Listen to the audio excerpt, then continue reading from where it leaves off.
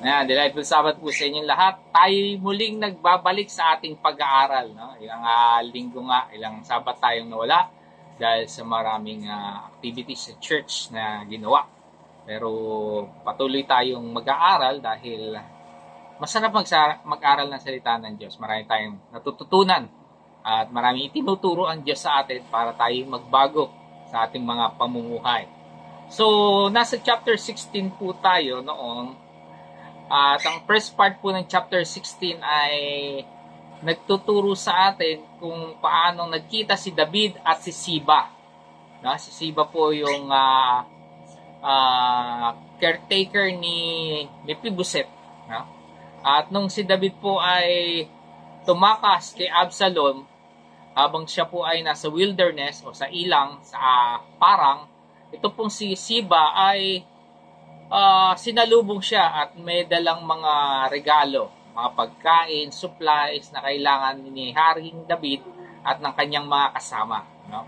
Yung second part naman po ng chapter 16 ay napag-aralan na naman po natin na may nakausap may nakasalubong sila David na kamag-anak nitong si Saul, ni Haring Saul. Ang pangalan po ay si Shimei.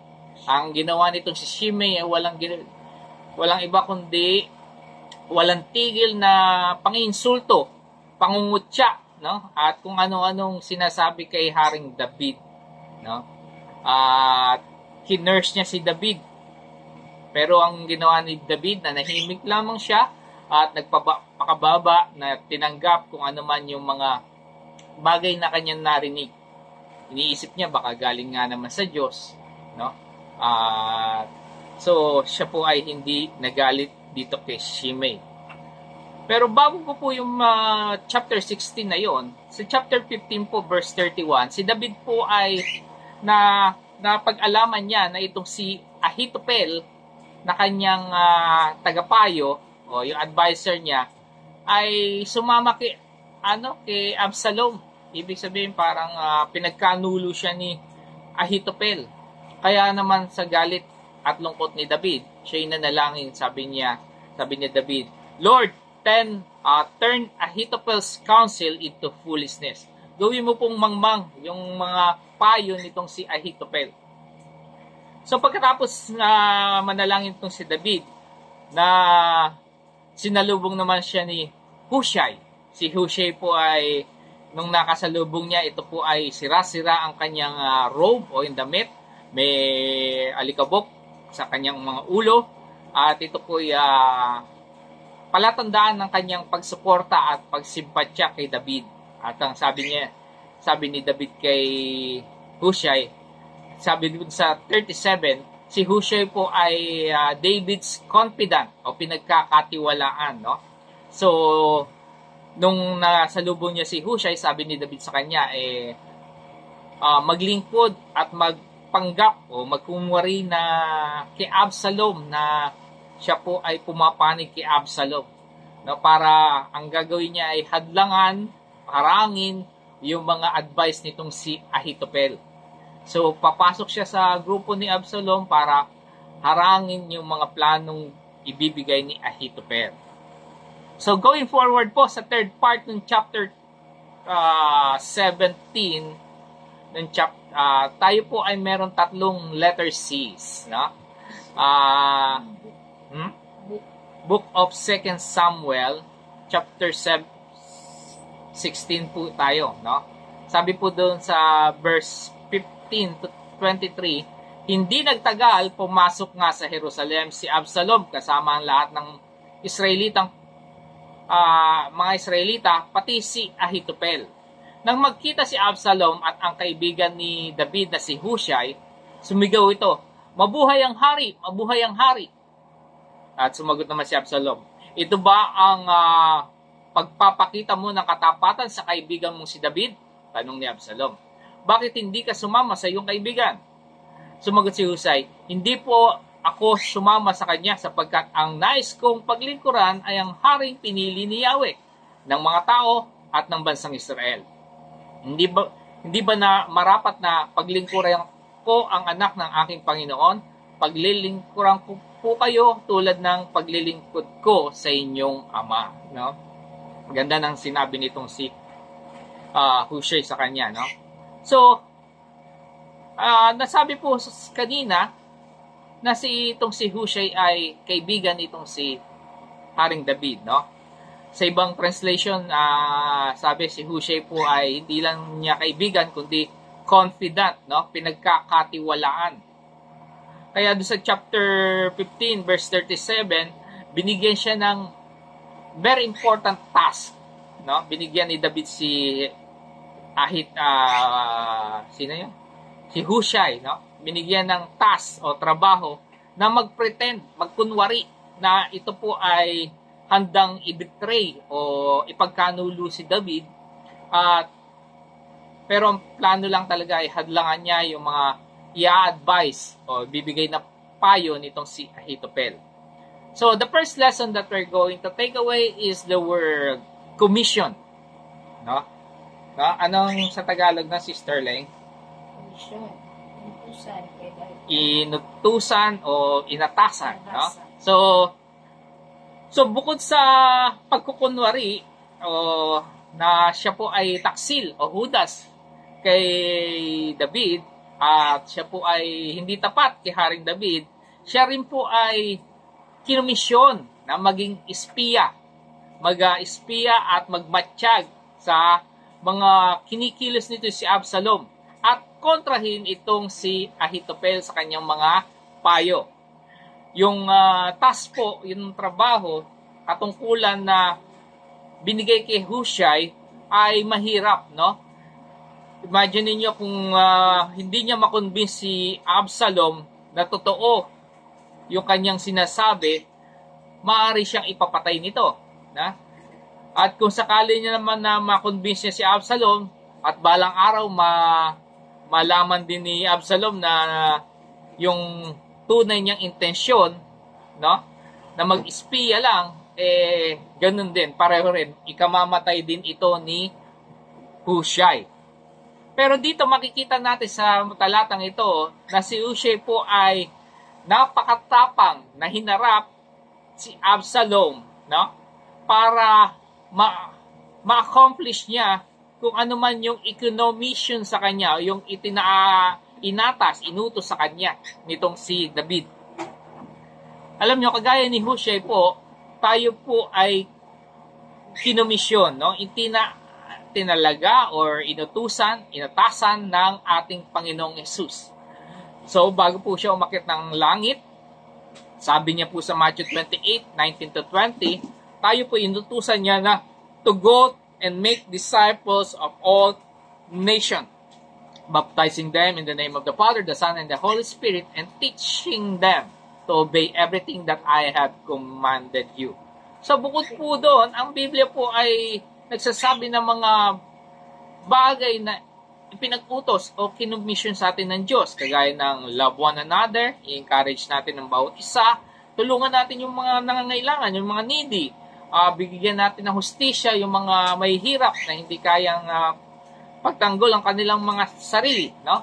At marami po tayong pwedeng banggitin pa ng mga bagay na ipinag-utos ng Diyos sa atin, pero baka kulangin po ang ating oras. So, kagaya po ni Hushai, tayo po ay dapat na matapang. Bold tayo na harapin lahat ng mga bagay na ipinag-utos sa atin ng buong confidence, no? Nung may kalakasan ng loob. Sabi nga nung Panginoon, and surely I am with you always to every end of the world. No? Yun po yung pangako ng Panginoon. Kung tayo po ay susunod sa Kanya, sasamahan tayo ng Diyos. Marami tayong nilalakad sa ating mga buhay. Kung sino-sino ang kasama natin, kadalasan tayo po ay nangangamba dahil hindi naman tayo pwedeng ipagtanggol ng iba. Pero dito, kapag ang Panginoon kasama natin sa gawaing ito, wala tayong dapat ikatakot. So, pagpatuloy po tayo sa istorya na ating pinag-aaralan sa verses 20-23, sabi po, tinawag ni Absalom si Ahithophel at humingi ng payo rito. Ano ba ang mabuting gawin natin? Ganito ang gawin mo, wika ni Ahithophel. Sipingan mo ang mga asawang lingkod ng iyong ama na naiwan niya sa palasyo. Sa gayon, mababalita sa Israel na talagang kinakalaban mo ang iyong ama at lalong lalakas ang loob ng mga kumakampi sa iyo. Kaya't kanilang ipinagtayo si Absalom ng tolda sa itaas ng palasyo upang makita ng buong Israel ang pagsiping niya sa mga asawang lingkod ng kanyang ama. Noong panahong iyon, ang mga payo ni Ahitopel ay tinuturing na salita ng Diyos. Maging si David at si Absalom ay sumusunod sa kanyang mga payo. So, si Ahitopel po ay isang ginagalang na advisor nitong si David. At ngayon nga po ay si Absalom na ang nakikinig sa kanya. Alam niyo po, karamihan ng mga rulers o maging hari ay meron silang mga sariling advisor, no? At yun nga po yung tumutulong para sa kanilang pagdedesisyon kung paano pangangasiwaan ang gobyerno nila, no? So, kadalasan yun din ang nag-aayos ng kanilang kasal, ganon. So, malaking bahagi po ang mga advisor sa buhay ng mga pinuno. So, balik po tayo sa istorya. Ito si Ahitopel po ay nagbigay kay Absalom ng isang napakasamang payo, no? Imagine niyo po na iutos niya na sipingan nitong si Absalom ang mga asawa ng kanyang tatay, no? Na si David. At ito pong bagay nito ay taliwas sa ninanais ng Diyos. At ito'y makikita natin sa Leviticus 18:8. Sabi, huwag kayong makipagtalik sa ibang asawa ng inyong ama. Wala naman kayo ibang asawa na tayo. Nilalagay ninyo sa kahiyan ang inyong sariling ama. So ito pong bagay nito ay kasuklam-suklam na gawain sa harap ng Diyos. At ito'y bagay nito ay kinagagalit ng Diyos. Kagaya na lamang ng nilagay niya sa 5th commandment na igalang mong iyong ama at ina. Sa gayoy mabubuhay ka ng matagal sa lupaing ibibigay sa iyo ni Yahweh na iyong Diyos. So itong payo nitong si Ahitopel na nagsasabing inilalagay ninyo sa kahiyan ang inyong sariling ama ay kawalan ng paggalang talaga sa kanyang sariling ama, no? So, itong si Ahitopel po ay nagpatuloy pa, sabi, sa gayon mababalita sa Israel na talagang kinakalaban mo ang iyong ama.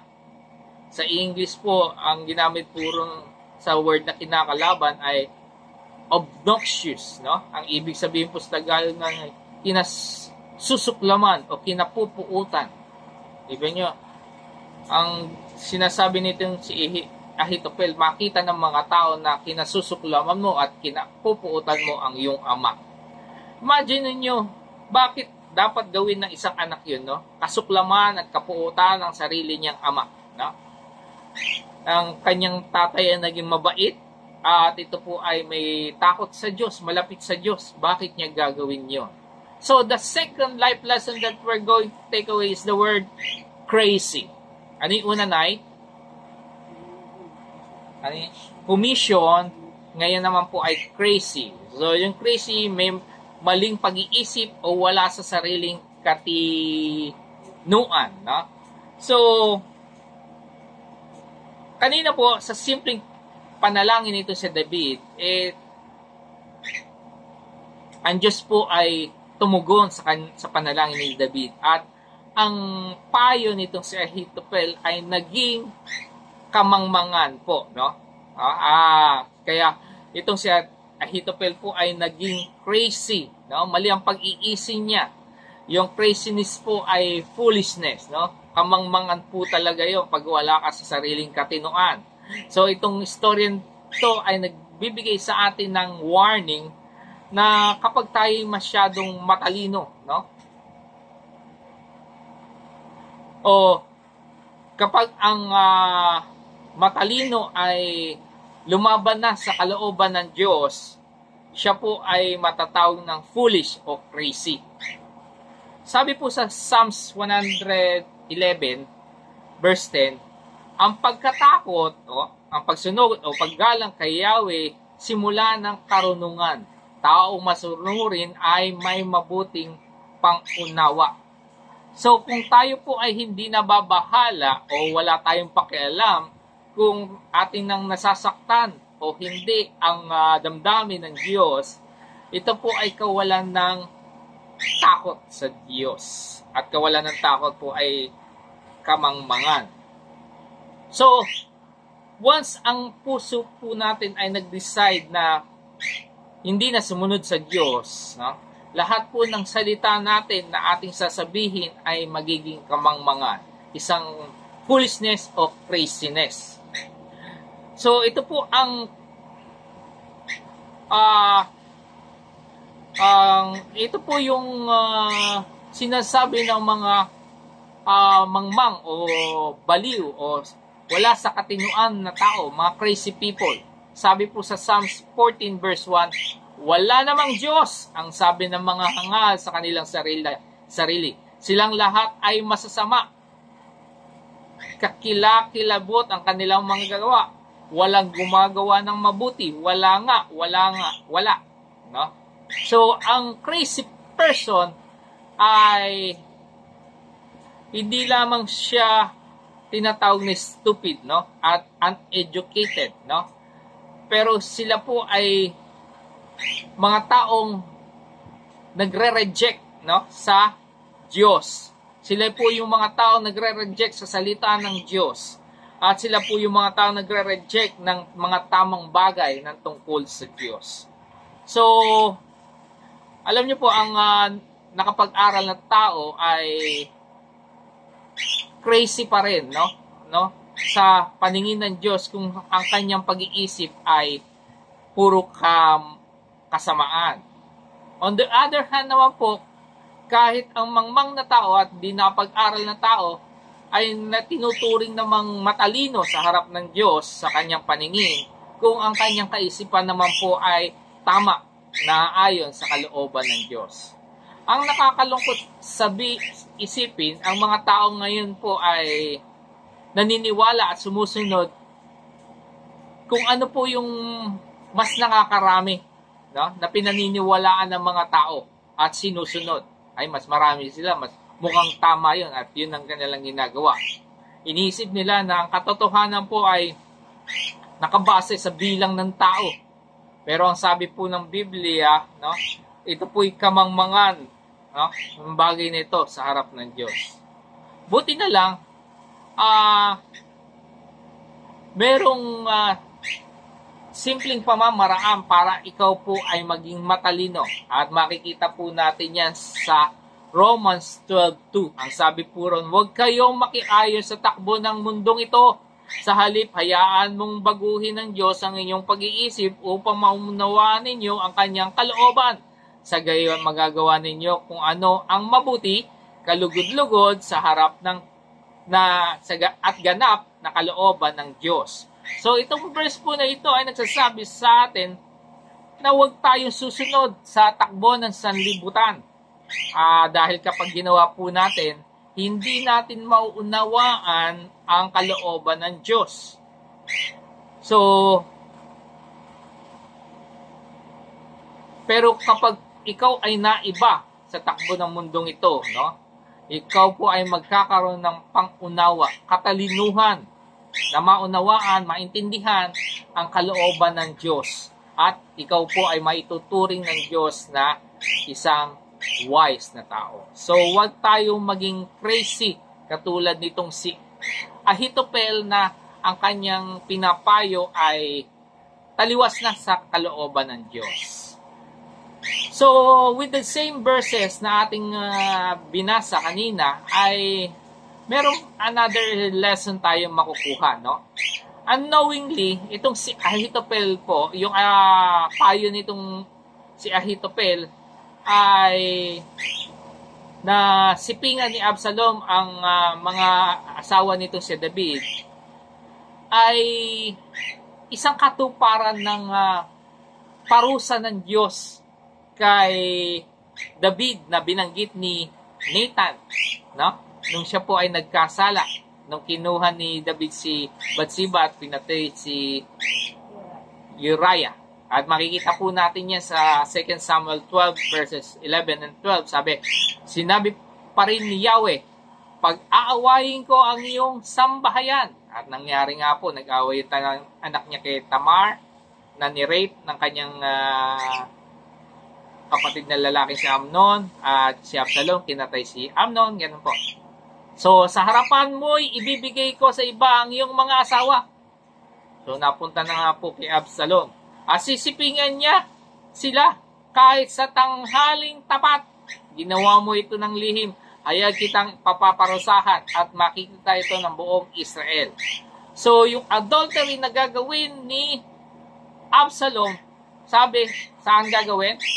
Sa rooftop para lahat makakita. Kita nyo, katuparan po ito ng pinahayag nitong si Nathan.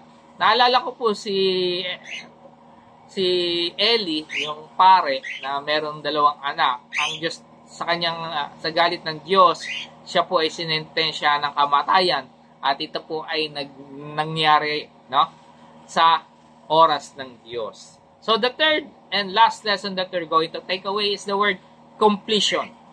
Tatlo na yung C natin. Ano yung tatlo na ay?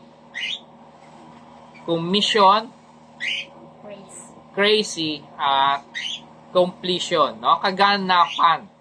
So, yung punishment nitong si David ay pinoprophesy, pinahayag na at ito po ay magaganap, will going to completion. So, alam niyo po, kung ano man ang dineclare ng Diyos, ito po ay mangyayari, magaganap, ano mang bagay yun, blessing o sumpa, ito po ay magaganap.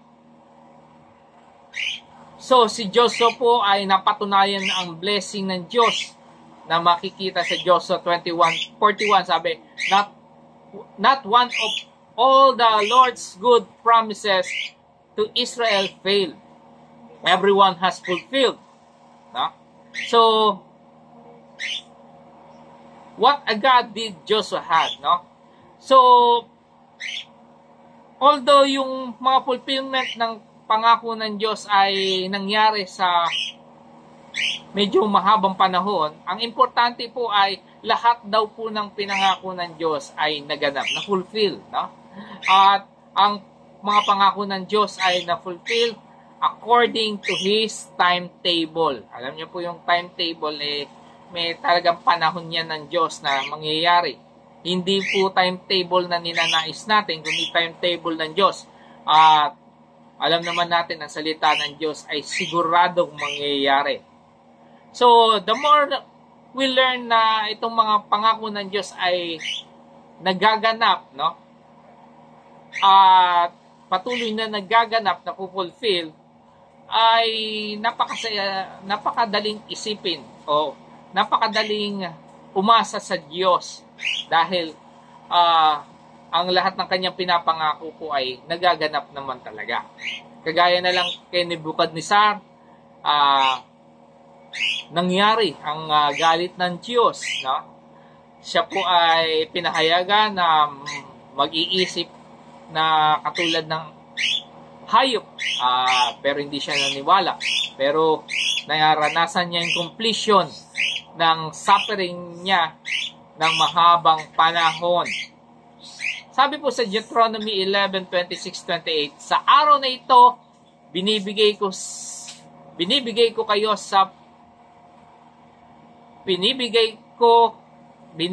ko kayo ng pamimilian. Yon. Pagpapala o sumpa. May papili pa ang Diyos, Pagpapala kapag sinunod ninyo ang kanyang utos, ngunit sumpa kapag sumamba kayo sa ibang Diyos sa halip na sumunod sa kanyang mga utos. So,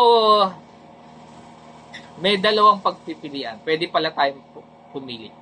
At lahat ng kung ano man mapipili natin ay magaganap. Mako-complete po yan sa tamang panahon ng Diyos.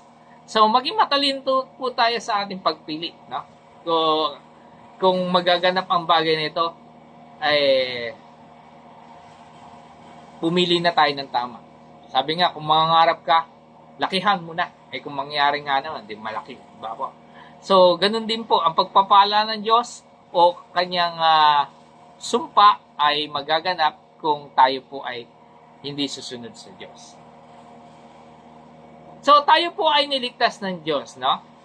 At hindi ganun na lamang yun na tayo po ay niligtas lamang ng Diyos.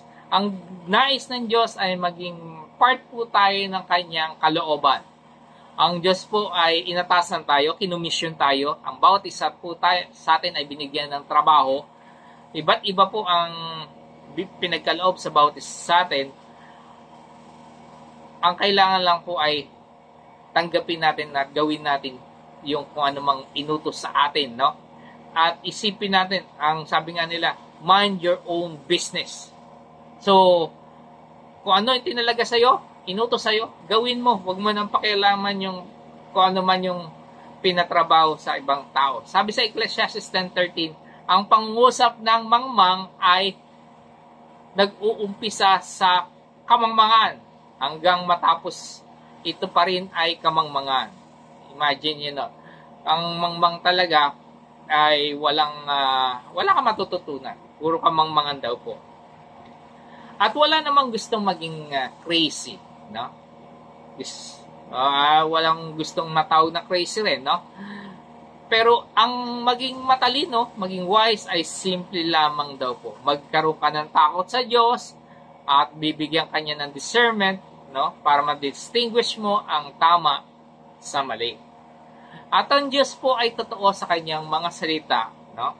Ang blessing or curse na kanyang dineclare ay will come to completion. Mangyayari po. Ma-fulfill yan lahat yan. Mangyayari.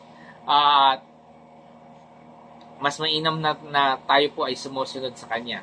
So, ang panalangin ko po sa hapon na ito na tayo po ay maging kagaya ni Hushai, no? Na gagawin natin kung ano man yung pinag-utos sa atin ng Diyos, no? Nang may buong pagtitiwala, pagtitiwala sa Diyos na siya po ay sasamahan tayo sa anumang mga gawain na ianatang sa atin. So maging matapat lang po tayo at huwag tayong lalabag sa kalooban ng Diyos upang tayo po ay maturing na mga matatalino sa harap ng Diyos. Yun po ang ating pag-aaral. Delightful Sabbath. Amen.